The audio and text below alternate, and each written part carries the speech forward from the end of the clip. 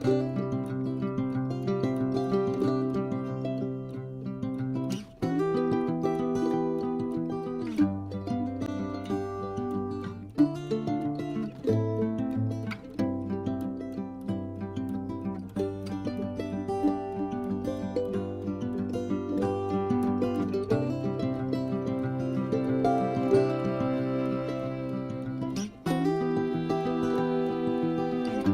Morning, Srabanti সংসারের আরও একটা নতুন ব্লগে তোমাদের সবাইকে স্বাগত। আশা করি তোমরা সবাই ভালো আছো, আর আমিও বেশ ভালো আছি। 2-3 দিন আমার যেভাবে গেল, সেখানে কিন্তু অনেক কিছুই নিয়ম উলটপালট হয়ে গেছে। সাথে কিন্তু নিজেকে কেয়ার করা বা নিজের ঘরটাকে গোছানো সমস্ত কিছুই উলটপালট হয়ে গেছিলো। তো সমস্ত কিছু ঠিক করার জন্য আজকে আবার কাজে লেগে পড়লাম। তো সকাল সকাল যেহেতু আজকে ব্রেকফাস্টটা করতে একটু দেরি হবে, তাই কিন্তু আগে খাবার জন্য একটু ছাতু গুলে নিয়েছিলাম, আর সেটাই খেয়ে নিয়ে নিজের পেটটাকে একটু মতো শান্ত রেখে করে নিয়েছিলাম তাড়াতাড়ি ওই পরোটা। আসলে সকালে উঠতে অনেকটাই দেরি হয়েছিল। 2-3 দিন সারাদিন তো কাজ গেছে, তাছাড়া কিন্তু রাত্রে একটু রেস্ট পাইনি। বাবুর এই 2-3 দিন ধরে রাত্রে দেখছি হঠাৎ হঠাৎ উঠে যাচ্ছে, তার সাথে কিন্তু কারেন্টেরও খুব ডিস্টার্ব। তাই প্রথমে ভেবেছিলাম সেরকম কিছু ব্রেকফাস্ট করব না, নর্মালি কিছু করব, কিন্তু হঠাৎ করেই ওর বাবার আবদার হলো যে পরোটা করার জন্য। তাই ওই সকাল সকাল কটা পরোটা করে নিয়েছিলাম। তবে যেহেতু আটা মেখে পরোটাটা করতে দেরি হবে, ততক্ষণে কিন্তু খিদে পেয়ে গেছিলো। যেহেতু লেট করে উঠলেও এখন কিন্তু সমস্ত কিছু কাজ করার পর অনেকটাই দেরি হয়ে গেছে, তাই ওই ব্রেকফাস্টে করে নিয়েছিলাম। প্রথমে কিন্তু একটু মিক্সড ছাতু খেয়ে নিয়েছিলাম, যার জন্য কাজগুলো করতে সুবিধা হয়েছিল। আসলে খিদে পেটে থাকলে কিন্তু কাজ করতে খুবই অসুবিধা হয়, তাই নিজেকে আগে খাবারটা খেয়ে একটু মতো পেটটাকে শান্ত করে পরোটাটা করে নিয়েছিলাম। আর জানো তো, এই রুটি পরোটা এসব কিন্তু আমি খুব একটা ভালো পারি না।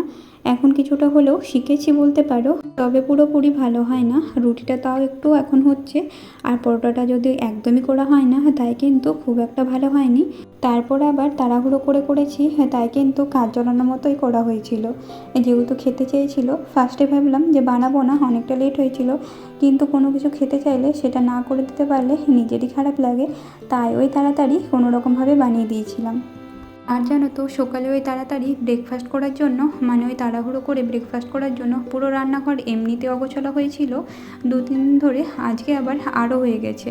তাই সবার আগে ভাবলাম রান্নাঘরটাই ভালোভাবে পরিষ্কার করব, তারপর বাকি রান্নাবান্না সব শুরু হবে।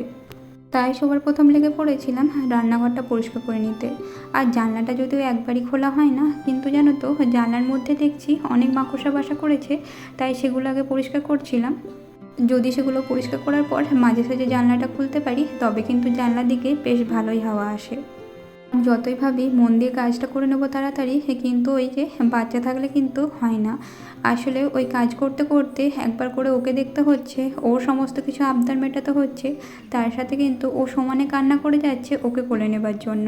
আর এসব কাজ করতে করতে কিন্তু আমি প্রায় ভিজে গেছি, তো ভেজা অবস্থায় আমি ওকে কোলেও নিতে পারছি না। আর এখন যে নতুন নাইটি পরে ওকে কোলে নেব সেটাও পারছি না, কারণ কাজগুলো আমার এখনও পর্যন্ত কমপ্লিট হয়নি। তাই ওকে কোনোভাবে নানা রকম খেলনা দিয়ে কিছুক্ষণ মানিয়ে রেখেছিলাম, যাতে একটু আমাকে কাজগুলো করে নিতে দেয়। কাজটা হওয়ার পর আমি স্নান করে নিয়েছিলাম, সাথে ওকে খাবার খাইয়ে এবার ঘুম পাড়িয়ে নিয়েছিলাম।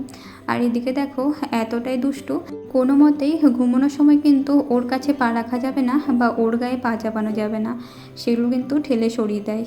আর সারাদিন যেহেতু ওকে সময় দিতে পারিনি, তাই কিন্তু ওকে তাড়াতাড়ি খাবার খাইয়ে ঘুম পাড়িয়ে নিয়েছিলাম।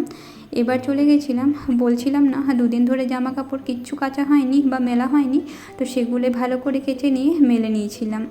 আসলে জানো তো, হয়তো কাচার জন্য মেশিনে দিচ্ছি, তো দেখছি কারেন্ট থাকছে না। এই বৃষ্টির ওয়েদারে হঠাৎ করে কখন মেঘ চলে আসছে, আবার বৃষ্টি নামে দিচ্ছে, তার ফলে কিন্তু হঠাৎ করে কারেন্ট চলে যাচ্ছে, যার ফলে কাচাটা আর কমপ্লিট হচ্ছে না। আর হয়তো যখন কারেন্ট আসছিল তখন আমাদের কিছু কাজ পড়ে যাচ্ছিল, তার জন্য কিন্তু কাচাগুলো সব অসম্পূর্ণ রয়ে যাচ্ছিল, আর সমস্ত কিছু ওই মেশিনেই রয়ে গেছিলো। আর এদিকে দেখো, ওকে ঘুম পাড়িয়ে যেহেতু আমি মেলতে গেছিলাম, তাই আমার আর শোয়া হয়নি।